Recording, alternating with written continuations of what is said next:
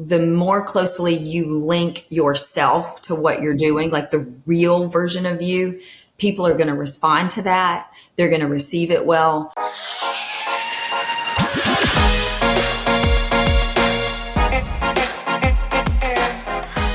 Hello and welcome to episode 249 of the Smart Agents Podcast. As always, my name is Michael Walter and I'll be your host. On today's episode, we're joined by Shannan McWaters, the 2024 #1 Memphis agent and #1 agent on social media in the entire state of Tennessee. Co-owner of the firm Memphis, Shannan has carved out a name for herself by leaning into her personality and building an authentic brand that clients connect with. From her early days in the industry to selling the listings other agents gave up on, Shannan shares how embracing her true self helped her stand out and why real estate success doesn't require fitting into a mold. Throughout our conversation, we discussed how she built a strong personal brand through social content, her creative strategies for marketing tough to sell homes, and why agents should focus less on perfection and more on connection. But before we get on with today's featured interview, if you or someone else on your team has an incredible story of real estate success or tips to share with our community, send us a message to feedback@smartagents.com. We're always on the lookout for new guests to inspire our listeners. And lastly, if you enjoyed this conversation and want to hear more, be sure to subscribe to the Smart Agents Podcast. We stream on all major podcasting platforms such as Apple Podcasts, Spotify, Amazon Music, and YouTube.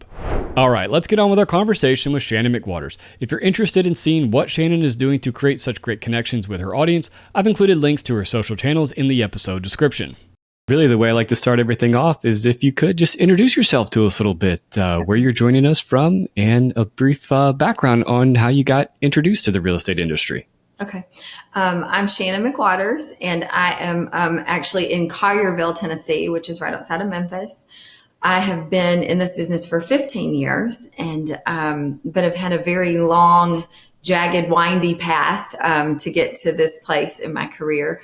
I actually had to go back and count recently, and I have had 23 other jobs before I was in real estate.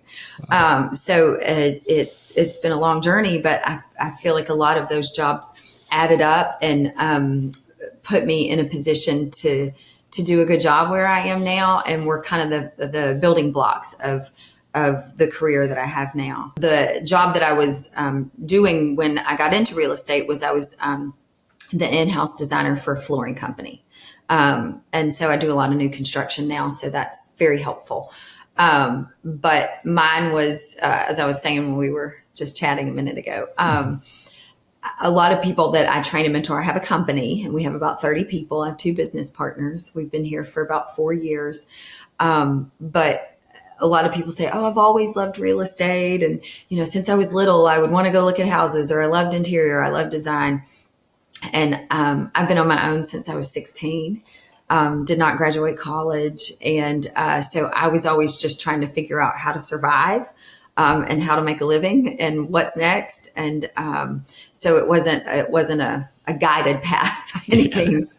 So I was in the flooring industry. And then at the time, I met someone and got married, and they were in real estate, and I would go on the weekends and we would show his clients, and they would say, oh, I like this house. And I would say, oh, you can't buy this house. Yeah. And, or I would say, no, you should absolutely consider this house. You can paint, you can do this.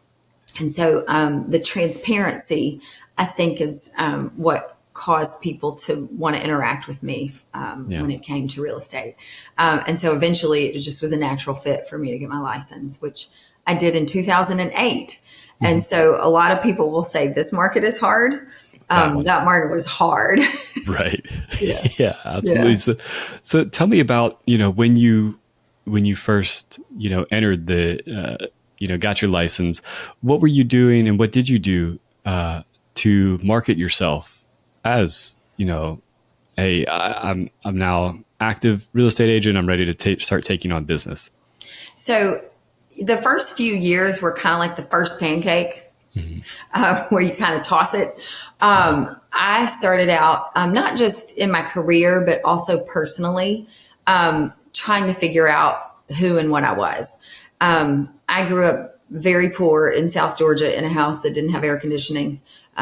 Was born to a teenage mom. Then at 16, I was on my own. And so I grew up wanting to be the opposite of what I was, basically, and what I was born into.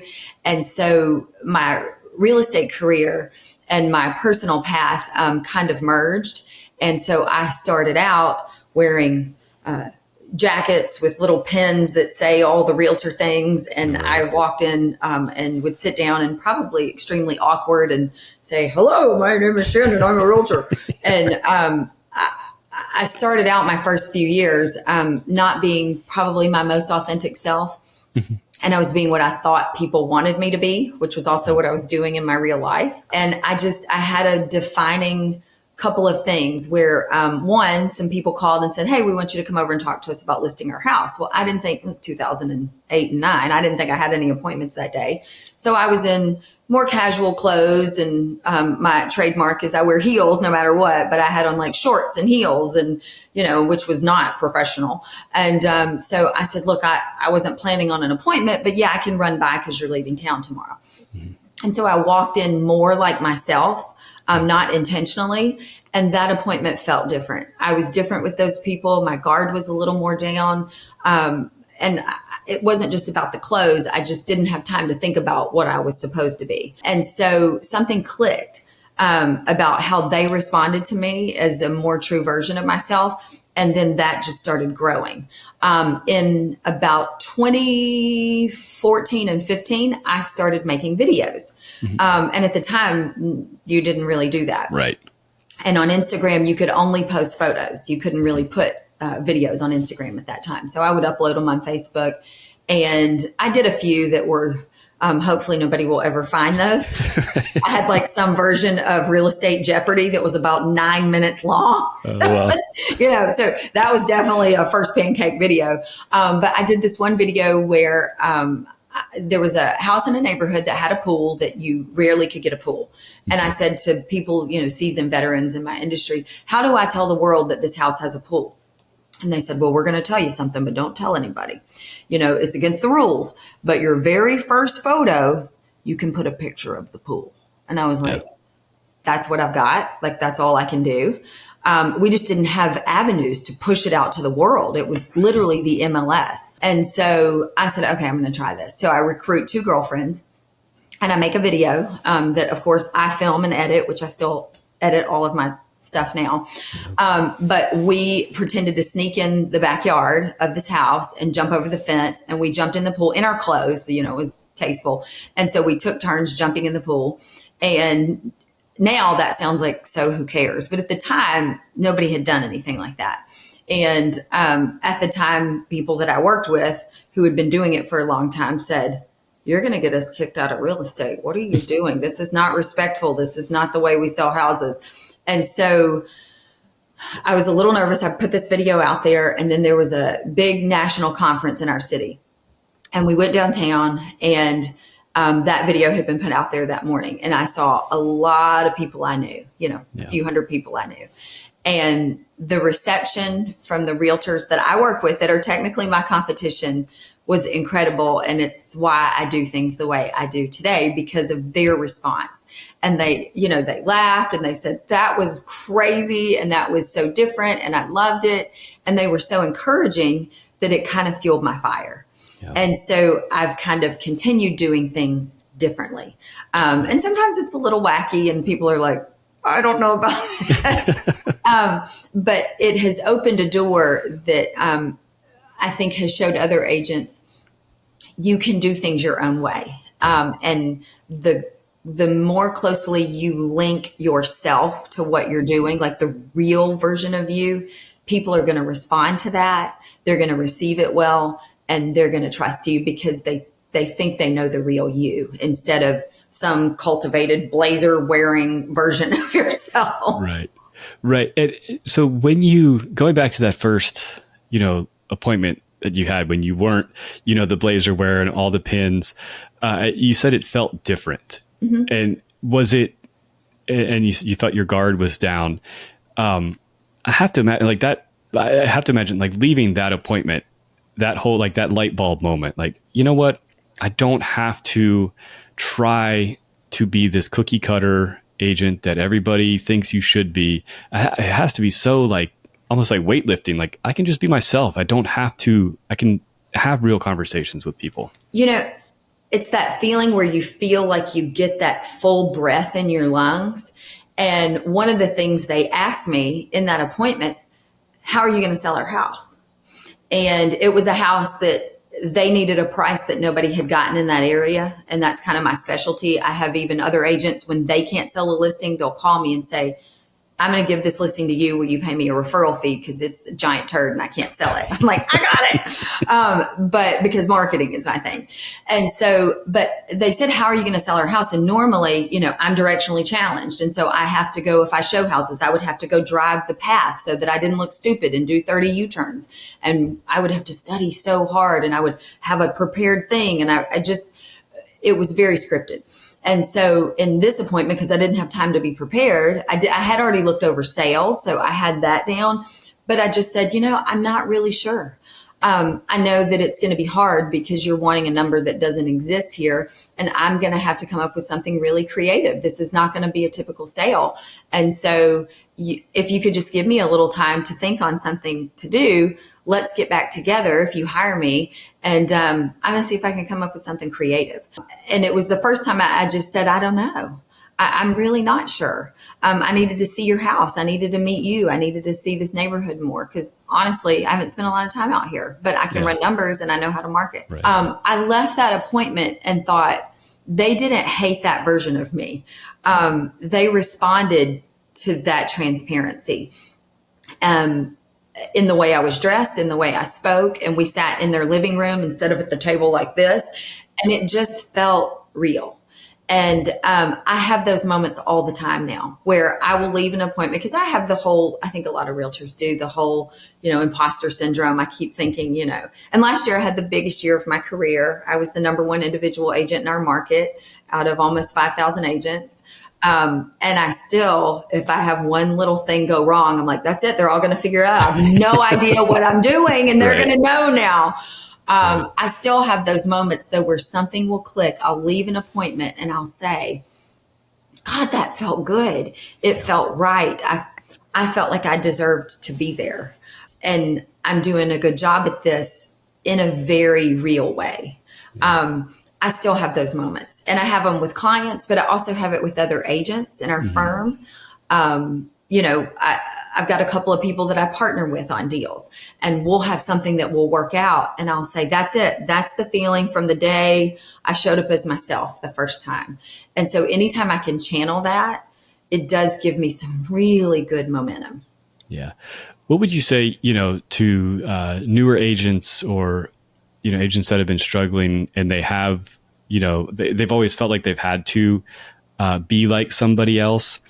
I talk to a lot of folks that kind of have had the same experience where when they were just themselves, they realized that, a lot of times they thought that, I'm going to pigeonhole myself. I'm going to cut off a large section of potential clients. But what really ends up happening is the people that your client base will find you and connect with you even stronger. Yes.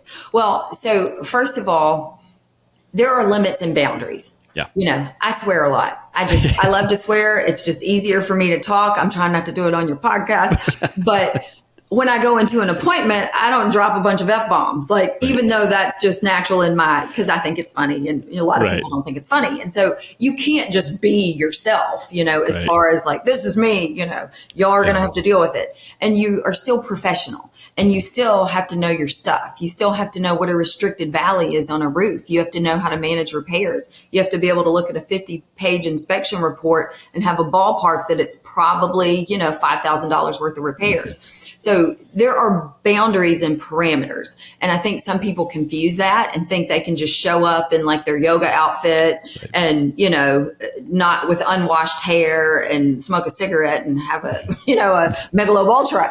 It's not, there are boundaries to what you can and can't do. You can't just, this is me.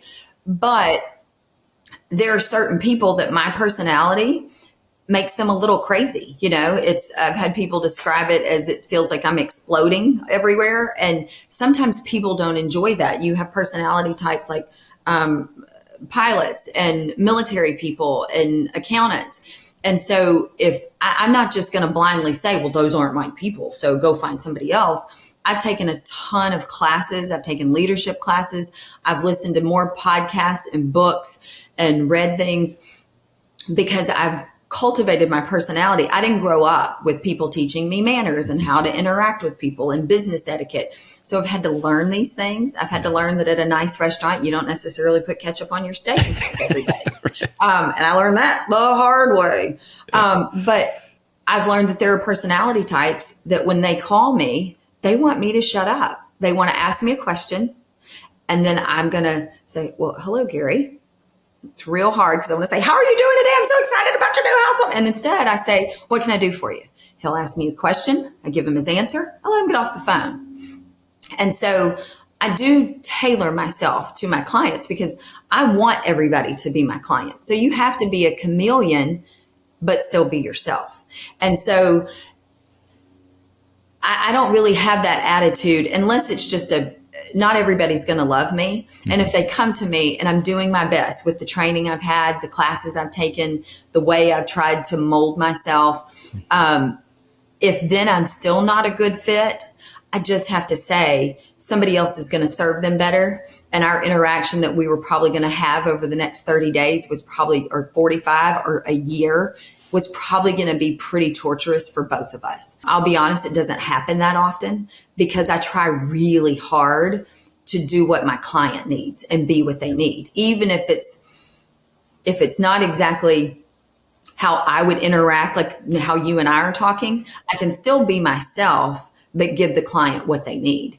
And for people who say, I'm only going to work with this person and I'm going to put out there that this is what I believe and this is my political views and this is this is what I believe about life, you are going to narrow your client base. And I think that's a mistake. I think work should be work and I think personal should be personal. Yeah, absolutely. Absolutely. Well, I want to, you mentioned, taking on those listings that are more difficult than other, taking those referrals. Tell me about your marketing strategy for the listings you take on and what you do differently that has set you, on the path to the success that you've had. It is, a lot goes into a career that works.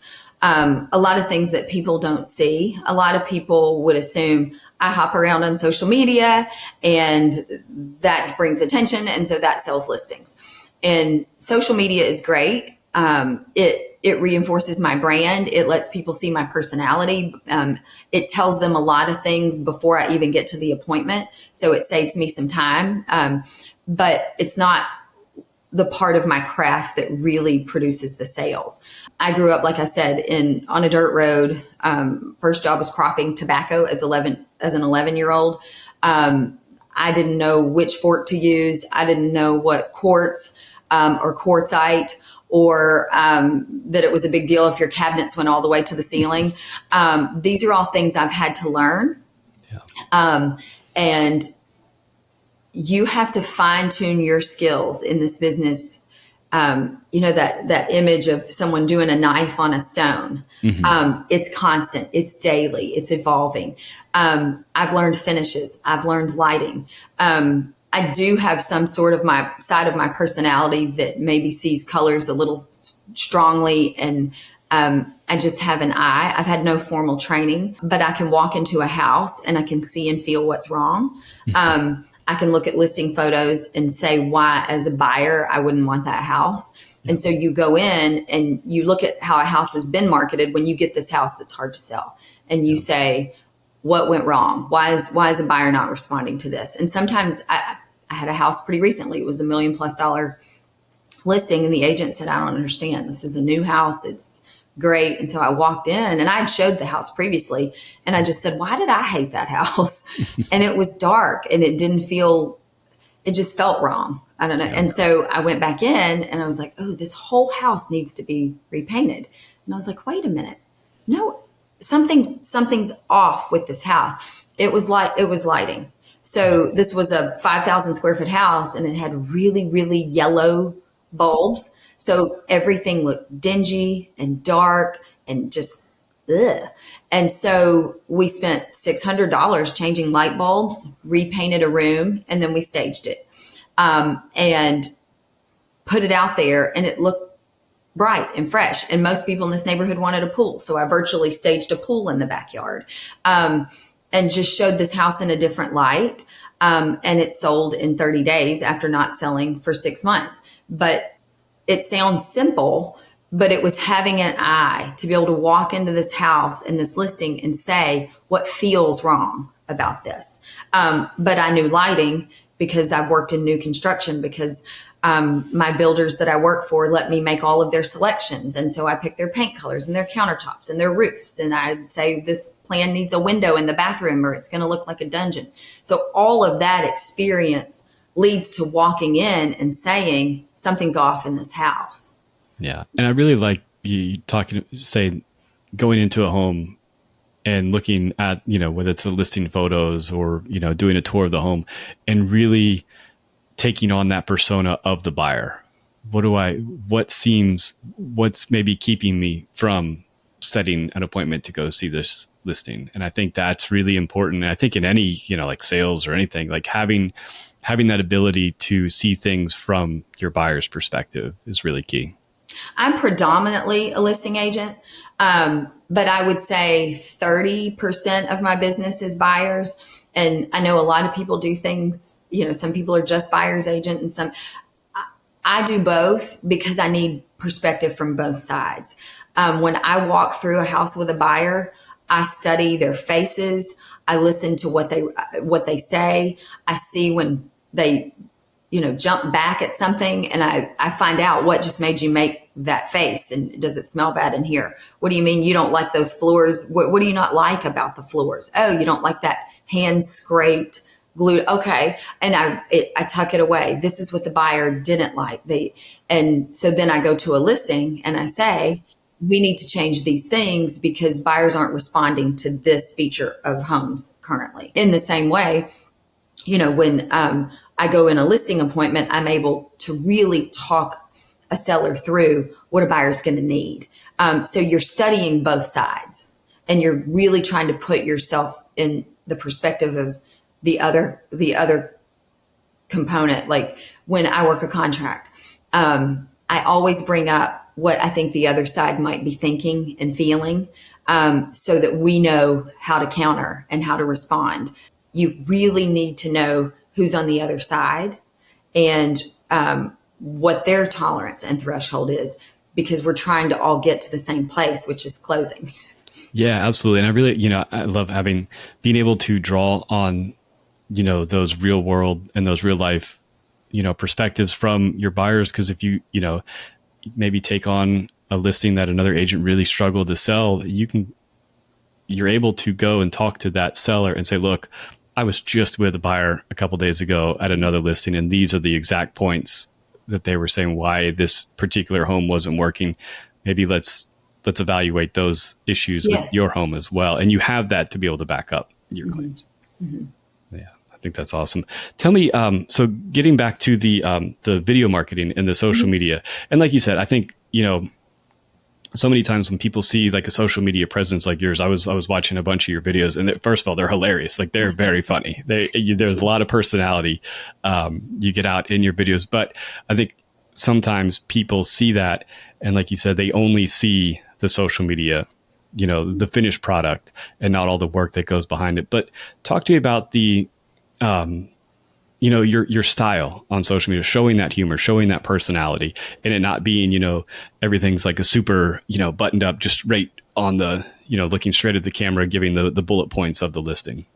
It goes back to that day in that house when it clicked and I said, this is me. This is where I am my most comfortable. And if I got on social media now and tried to be the girl in the blazer and give you home stats, and no, I know the stats. I know that in the house I'm sitting in right now, that average days on the market is 79. I know these things, but if I got on social media and I had a clipboard and I was going over market numbers with glasses on, people would, first of all, they go, oh, this is a character she's playing, because they wouldn't think that was me. And it's not my personality in real life. I know those things, but I am silly and I'm awkward and I'm goofy. And so finding out who and what you are first is where the success is going to come from. Not just on social media, but in life in general. Because when you're putting out a fake version of yourself, people feel it and they're not drawn to it. I think if you're going to be on social media, you also you find that balance. It's a personal work blend. I share things about my life in certain posts, but I'm not on there airing my dirty laundry, and I'm not fighting with people on there. And I'm not, saying, oh, let me tell you about my 8, mistakes that I made. And, I'll say when I mess up, and I don't just paint the rosy picture all the time. But there are limits and boundaries to what you should share. Because if you offend people, they're not going to be drawn to you in your account. So an advice that I give people when they come to me and say, how do I get better on social media? And so if you're not sure of who you are and what your brand is, you have to get a hold of that first. And so I suggest go to somebody you live with. If you live with someone, go to one of your closest friends. Go to an agent that you've worked with recently that did not have a good experience with you, that it felt tense or didn't go well, and sit down and very genuinely ask these people, what is it like being with me? What is it like working with me? How do you feel when I leave you? Do you feel energized? Do you feel drained? Do you feel smarter? Do you feel like you lost a few brain cells by spending time with me? Do how did I make you feel? And you take notes. And, what do I do well? And especially, this is the really tough one, finding somebody that you didn't have a good experience with and saying, what could I have done better? And for you to not defend yourself, for you not to say, well, the reason I did this is because, for you to get that information and then take that information and try to use it and really fine tune. This is where I am when I'm at my best. Yeah. And take that and run with it and double down on it. If you can put that version out there, people will respond to that. Not everybody, I did a video yesterday with a guy in my office. We have a Vesta Home Show house listed. And he is funny and he is smart and he is silly. But to do that on camera is really not his thing. So when we make videos together, our role is, I'm silly, I'm ridiculous, and he wants to punch me in the throat. And it works because, there's a little truth to it, I'm sure. But he's being himself because he's not that goofy, and I'm being goofy. And so that was real. And so we got a great response to this video. There's another guy that I do videos with from my office, and we're equally as goofy, and that works. But it's because we're really showing the world, deep down, this is who I am, and letting you see a piece of that. Yeah. For somebody that is getting into social media and the video content and really putting themselves out there like that, I know sometimes people can feel like it's a lot of work and I'm not, quote unquote, like the results aren't quite there. What are the results that people should be looking for when doing social media and putting yourself out there and marketing yourself in that medium? So first of all, I'll say, if anybody feels like they wake up every day and can't wait to be on social media and put content out, I'd like to meet them, because I need some inspiration. I wake up and I'm like, oh, I got to do it today. And, it is hard. It's another job. It really is. And I always say there will come a day and a time in my career where people will go, wait, I'm typing it in and it's just not there. Like, poof, I'm deleting it all at some point. Because there's a lot of good that comes with it, but there's a lot of exhaustion and there's a lot of not good that comes with it. But when you're first getting started, engagement. If you have 3 people that liked your post, and 1 or 2 of them commented, that's engagement. It's kind of like life though. And that's why it's so hard in the beginning. If you want people to see what you're doing and appreciate what you're doing, then you have to do the same thing. You have to go watch what other people are doing. And you have to say, gosh, I really like the way that you did this. You have to be able to pay attention to other people's accounts and give them positive feedback. And you have to comment on their posts, and you have to send them a message and say, I just wanted to tell you, I really thought you did a good job with that. And it has to be heartfelt. It can't be a copy and paste response. And so if you aren't that busy, then you should have time to do it. But what goes on behind the scenes, like putting stories up every day and letting people see that uncultivated, non-scripted part of your life where, I got literally completely covered in mud trying to walk into a job, and I got to figure out how to go home and change in between. Or that, I got to a place I put up my own signs, and I get there and we have the post and we have the sign and we have the little clips and we have a little stake that goes in the ground. For my brain, that's a lot of pieces to remember. And I rarely get there with all of them. And without one of those, you cannot put it up. Even if you drove an hour and 15 minutes to put it up and you get there and you don't have a blue post and you let people see, I mess up all the time. Now I get to drive back home and back to Mississippi. And so letting people see the imperfections, like on stories and even in posts, and then you get messages. And so I will open up my Instagram and I will have 50 messages about a post that I did, about a story that I did. And it'd be easy to just go, I'm not responding to any of these because I have 120 text messages on my phone that I need to address and make 5 phone calls before my next appointment. You have to find time to engage and respond and do it in a way that it's not, ha. You have to say, I know it was really silly. You really have to engage with people. And if you're not willing to do that, it's hard to expect your following and your account to grow. Yeah, absolutely. And I think, it is really, I have seen folks that, they kind of use their social media as just another billboard, right? Like it's just there. It's for people driving by, they see it, and then they don't take that time to engage with the people that are. And I think that's awesome. And I really think it's great. Also, you said that you do all the own editing too, and it's not something that you pass off to somebody else. You're not sitting there like, okay, here's my group of scripts I got to read today.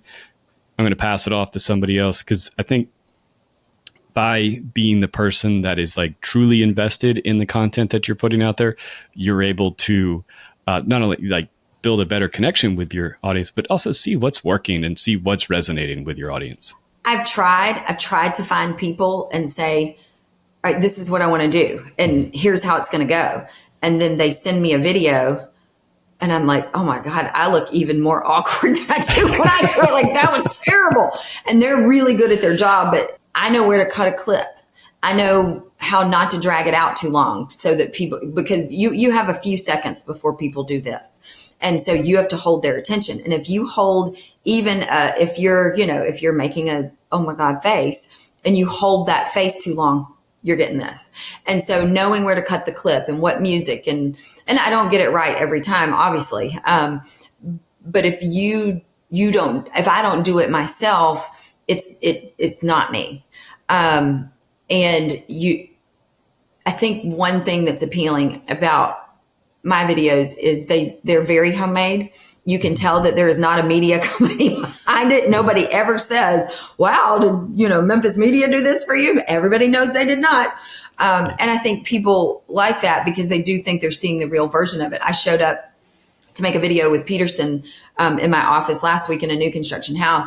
And he texted me, have you left your house yet? No. He's like, bring your tripod. I left mine at home because we film everything with a tripod. We don't even have people holding the camera. So I get there and I had brought a ring light that wasn't a tripod. And so then I had burlap ribbon in my car from where I wrapped a present, and we tied our phones to the ring light stand, and then it would be sideways. And so we'd have to straighten it up, and to be able to see if it was recording, you'd flip it to the side where so we just kind of rigged this whole thing up. And that imperfection comes through in, I think, the content that I put out. And, I feel like people say it doesn't have to be perfect, just put it out there. Yeah, absolutely. Before I let you go, I want to ask you, and you've mentioned it a couple of times, having to, learn everything as you go. Like nothing was taught to you. This is a kind of on the job training, if you will, just even through life. But Talk to me about having that mindset of constantly learning and why that is so important to have sustained success in the real estate business. Well, I think the only way you can do that is by surrounding yourself with people that you think are better than you. Everybody in my office, it's a pretty incredible dynamic. Mike and John, we call them the boys. They have an office because they have to segregate themselves from all of us. They because we're loud, and so they've got a private office. Everybody else just sits out in the open. But anytime I have time, I'll go plop myself down. I put a table. I decorated their office, so I put a table in there, and I can go plop myself down and do my work. And I love to listen to their phone calls with their clients, how they speak to them, how they navigate things. If you can remain curious in this business, and assume every time you walk into a situation, you don't 100% know what you're doing and you can learn things from it, it's gonna elevate your game. And if you can ask for feedback, not please tell me how I did such an amazing job, but say, remember that day when you called me and our call didn't seem like it went that well from your end, like, where did I go wrong? And I've had a client tell me, I just felt rushed. And I'm like, well, you were rushed because I had 19 more phone calls and I was walking into an appointment. And I was like, okay, I've got to make sure that when I talk to these people who trust me, they feel like they're the only person I'm dealing with. And I let them talk until they need to get off the phone. So you always have to look objectively, which is hard to do because we like to say, look how amazing I am. And you have to study things and you have to say, sometimes the way I'm doing it is not the best way. And it's hard to give that up sometimes when you go, well, look, I was great last year. I had all these good numbers. And so my way is the way. I think that's how you can kill your career.